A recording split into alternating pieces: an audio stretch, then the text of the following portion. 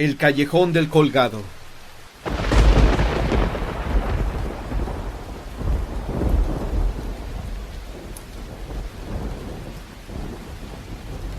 En la actual calle de Venustiano Carranza, antes llamada de la Cadena, tuvo lugar un suceso que originó la presencia de un espectro, y con él, esta leyenda. Nos encontramos en los años finales del siglo XVI.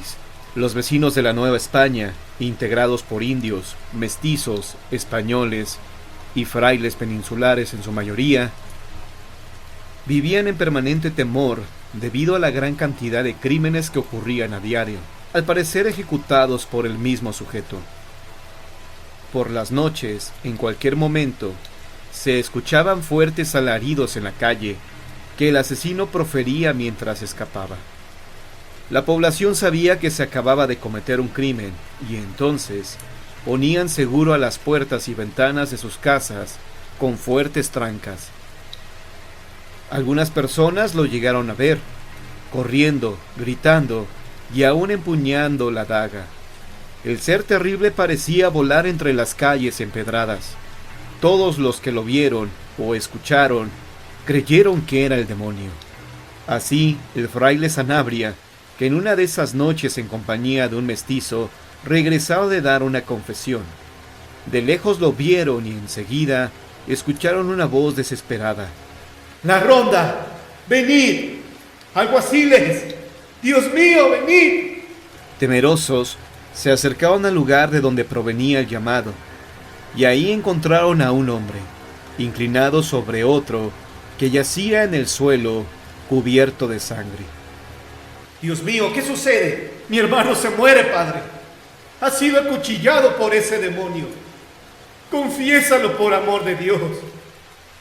Fray Sanabria se inclinó hacia el herido, le tomó la cabeza entre sus manos, mas se dio cuenta de que agonizaba. Lo siento, caballero. Solo puedo darle la extrema unción. No es posible, padre. ¿Acaso va a morir? Calla y déjame ser. El fraile Sanabria, con la cruz y el rosario en la mano, procedió al sacramento. Luego cerró los ojos del muerto y lo cubrió con su túnica. La ronda pasó en esos momentos. Se acercó al grupo. El hermano del difunto se adelantó. Mirad, mi hermano don Jimeno ha sido víctima de ese demonio. ¡Ira de Dios! Otro muerto acuchillado sin piedad. ¿Qué mano perversa es capaz de tal infamia? Lo vimos, señor capitán. Creo que es el mismo diablo. Perdona, padre, pero para mí que es obra de un malvado. Hombre o demonio, ustedes son la justicia. Hay que detenerlo. ¿Qué más quisiera? Pero bien sabes que es muy escorredizo. Tan luego ataca dentro de la ciudad como fuera de la traza. El criminal daba muerte a sus víctimas en cualquier rumbo de la capital, sin que fijara un patrón del tipo de personas. Lo mismo perecían hombres que mujeres, pobres y ricos. Lo único común era la puñalada, honda y certera que asestaba en el pecho, de manera que el atacado moría casi al instante. Despoblada prácticamente la ciudad en ese entonces, no siempre se escuchaban los alaridos del asesino, ni los quejidos del moribundo. Solo se encontraban los cuerpos frescos aún, o en los inicios de la descomposición. Cuando esto ocurría, los pobladores daban por atribuir el crimen al demonio, pues la soledad de los parajes nocturnos propiciaba la fantasía. Otros más incrédulos lo negaban. Así, cuando se encontró el cadáver de don Pedro de Villegas en las afueras de la ciudad, y se observó que el tipo de herida era más fino, producto de una espada u otra arma, y también que había varias heridas en su pecho y no solo una, como se había acostumbrado dar el demonio, un conocido del difunto señaló su sospecha. Con seguridad el crimen había sido ejecutado por el esposo de la mujer, con quien don Pedro tenía amoríos prohibidos. Otro hombre, aunque aceptó el argumento, juró haber escuchado en ese lugar los alaridos usuales del asesino. La justicia, por su parte, solo cumplió con las diligencias de rutina, sin que hiciera ninguna investigación posterior. Pero los crímenes continuaron, por lo que el virrey, Don Luis de Velasco II reunió a las autoridades civiles y eclesiásticas de la Nueva España para darles a conocer su mandato mismo que decía: Yo, el virrey don Luis de Velasco II, ordeno en relación a los crímenes que se han dado en la Nueva España, que si se trata de un ser demoníaco, se haga cargo del asunto el Santo Oficio, y si es de este mundo, la justicia, a fin de aplicarle al criminal el más horrible y cruel de los castigos. De modo pues, que para un mismo fin, la justicia de Dios y del virrey trabajarán por separado. Durante varias noches se pudo ver a los religiosos recorrer las calles, con las cruces y utensilios necesarios para el exorcismo. Mientras tanto, el capitán y sus lanceros hacían lo propio.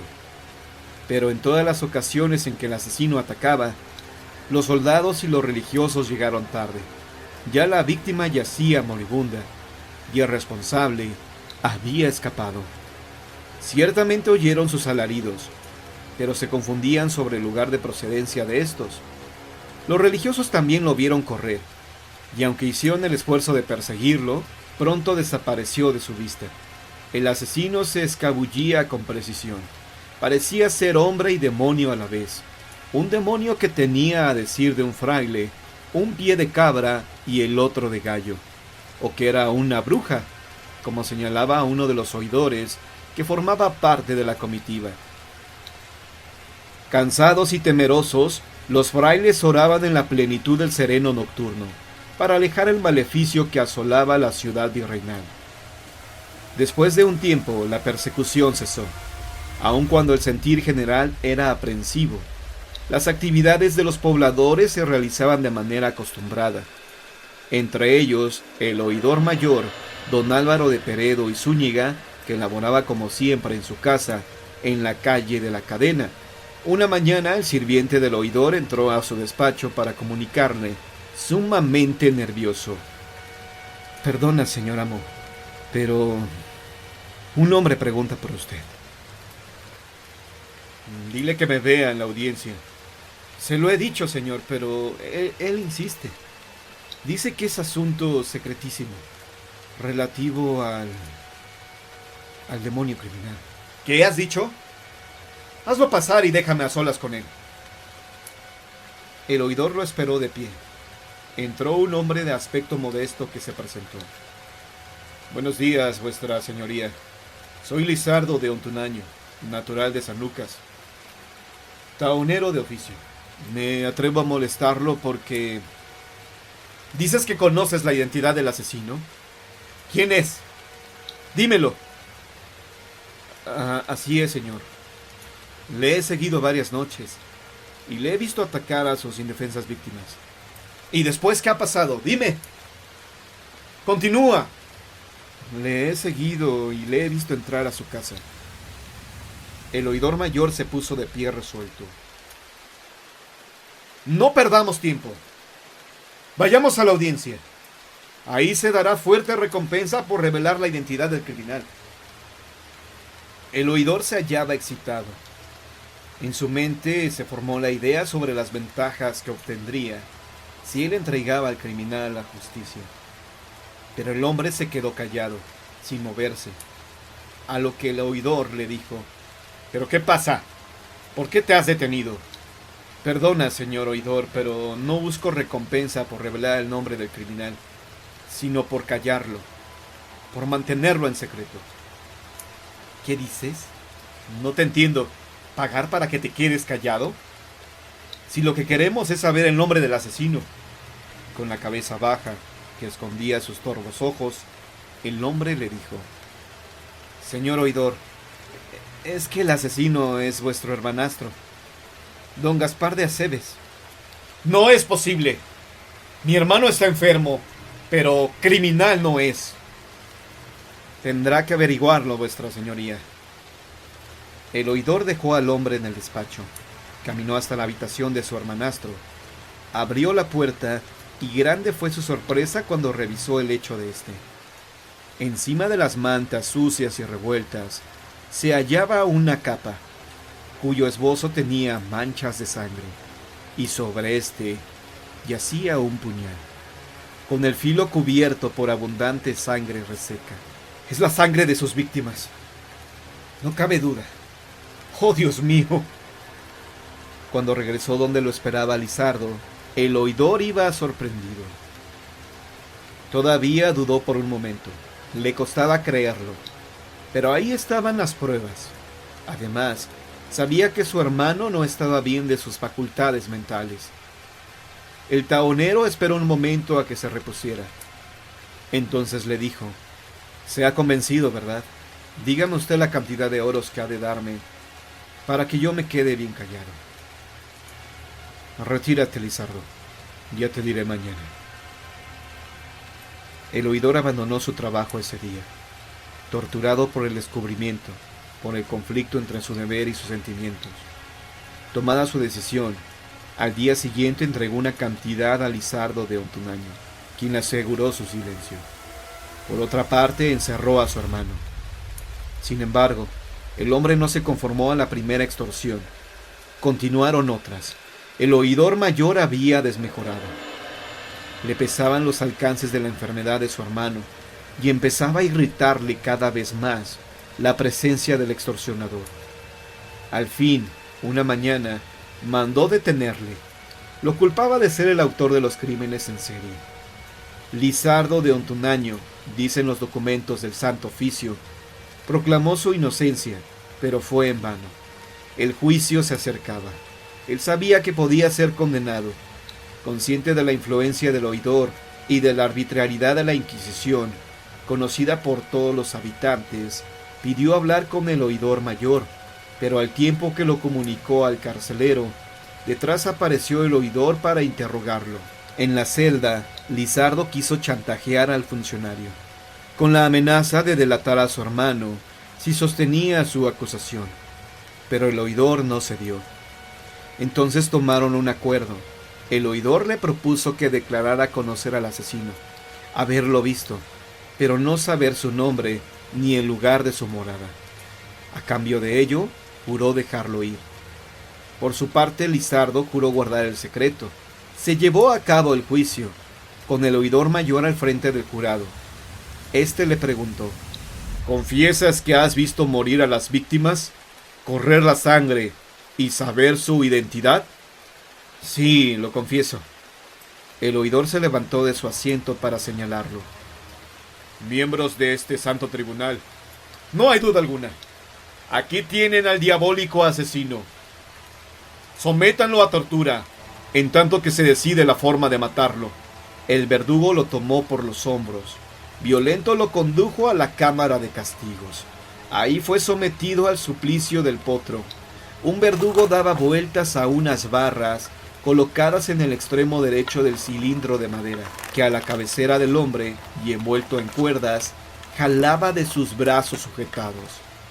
Mientras tanto, un fraile lo interrogó sobre las razones de sus crímenes. Lizardo negó todo, y antes de la fractura de sus miembros dijo: «Suéltenme, por favor. Ya no puedo más.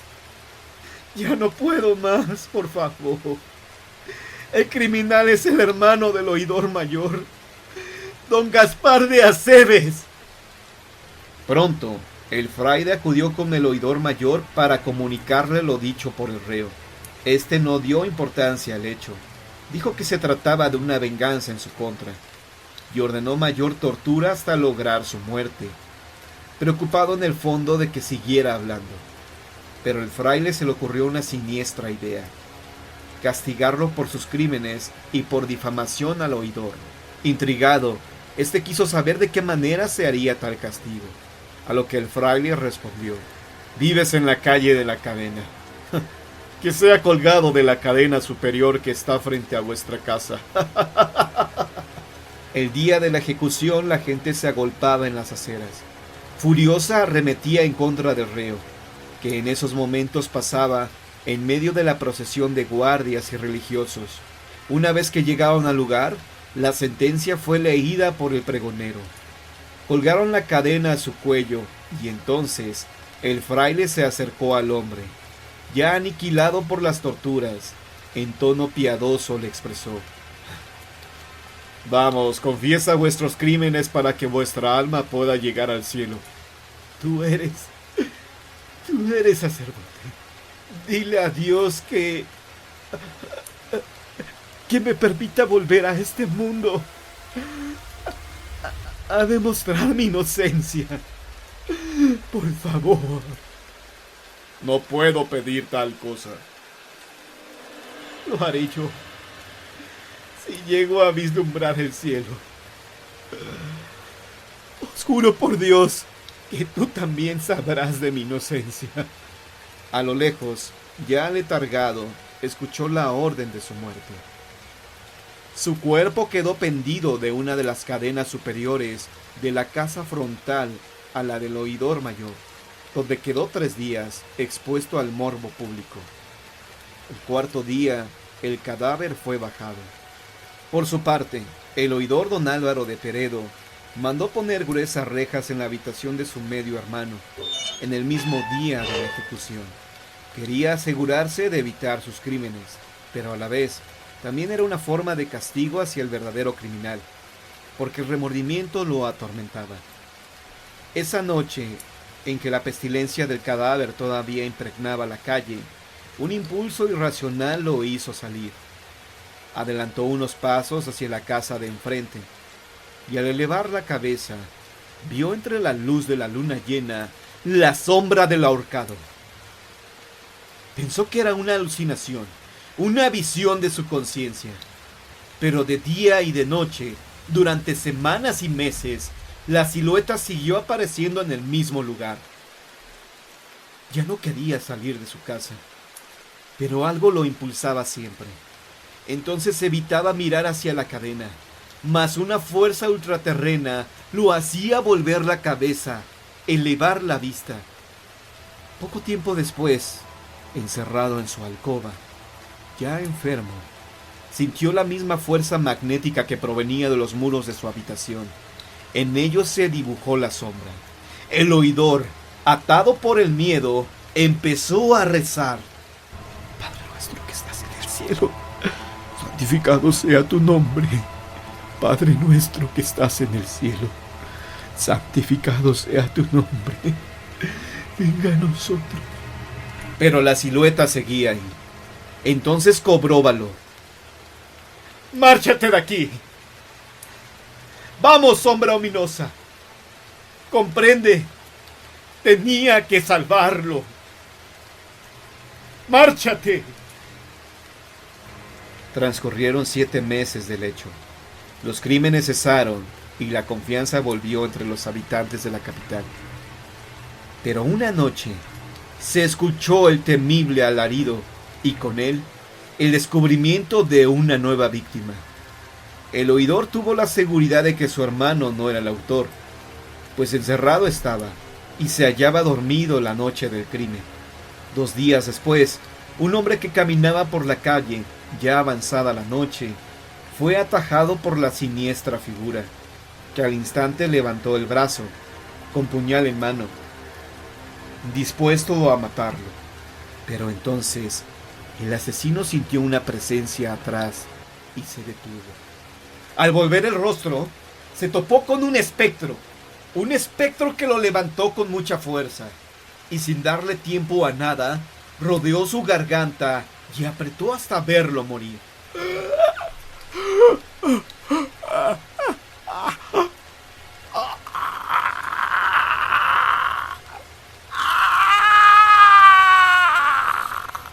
El hombre que se había salvado del asesino se alejó del lugar, tembloroso ante la visión de lo ocurrido. Horas más tarde, casi al alba, la ronda de larvaderos descubrió el cuadro. En el suelo había un cadáver y junto a él un esqueleto le rodeaba el cuello con sus manos descarnadas. Uno de ellos identificó al cadáver como el hermano del oidor mayor, pero no se pudo explicar la presencia del esqueleto y su identidad. Solo se notó la cadena que colgaba de su cuello sin piel. Se llamó al Santo Oficio, quien exorcizó el lugar. Mientras tanto, las autoridades trataban de explicarse el hecho insólito. Al parecer, el esqueleto asesinó a don Gaspar Aceves, pero esto no tenía sentido. Al fin tuvieron la respuesta.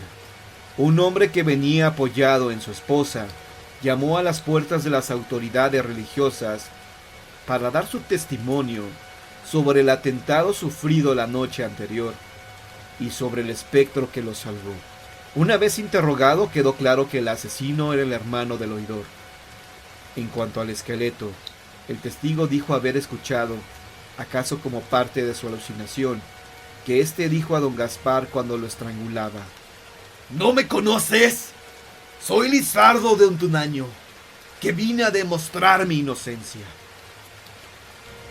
Los ahí presentes disimularon su risa, pero el fraile confesor de Lizardo, a la hora de su muerte, contestó muy serio: es verdad lo que dice este hombre. Se trata del mismo cristiano a quien dimos muerte, acusado por el oidor mayor. No cabe duda. Yo mismo vi la cadena en su cuello al hacer el exorcismo, pero no lo puedo creer. Uno de los oidores comunicó: pediré instrucciones al virrey. Entretanto, detendremos al oidor mayor. El fraile contestó: demasiado tarde, vuestra señoría. El oidor mayor se ahorcó. Al día siguiente, el esqueleto fue enterrado en el cementerio. Por mucho tiempo la calle de la Cadena fue denominada como calle del Colgado, quizá debido a la ejecución de Lizardo de Ontunaño, o al suicidio del oidor mayor. La leyenda empezó con la muerte de ambos, pero por mucho tiempo, aseguran las personas que la vieron, se mecía la sombra del ahorcado bajo las cadenas que se extendían de un extremo al otro del muro.